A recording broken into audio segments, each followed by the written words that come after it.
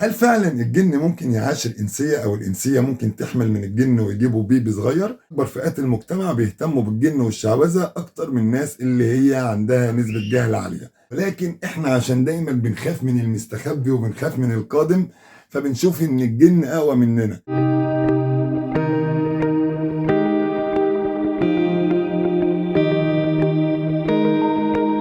المداح للسنة الثالثة على التوالي بيطرح قصة مهمة جدا في أول 10 حلقات، بيخلينا نسأل سؤال: هل فعلا الجن ممكن يعاشر إنسية أو الإنسية ممكن تحمل من الجن ويجيبوا بيبي صغير؟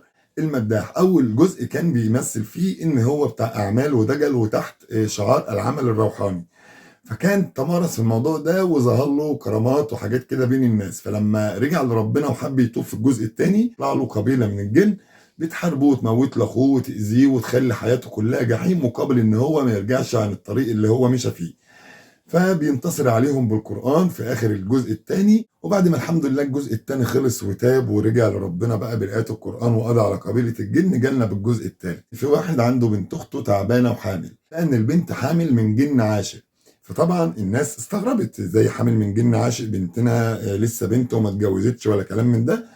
وده بالنسبة لهم في الصعيد ان في حد ضحك على البنت وعايزين يقتلوا البنت، وان قصه كده انت لو متابع المسلسل هتفهم. مدور لقى ان عيله الناس دي شغاله طول عمرها في الجبل والكلام من ده، فلقى قصه المغاره، فلما راح المغاره هو الطاقه الروحانيه الربانيه عنده طلقت ان هو يعني ايه مع الجن اللي هناك، فظهر في ايده علامه، العلامه ديت بقى خدته لسكه تانية وجابت له قبيله اقوى تاخد حق القبيله اللي فاتت اللي هي كانت مين؟ مليكه.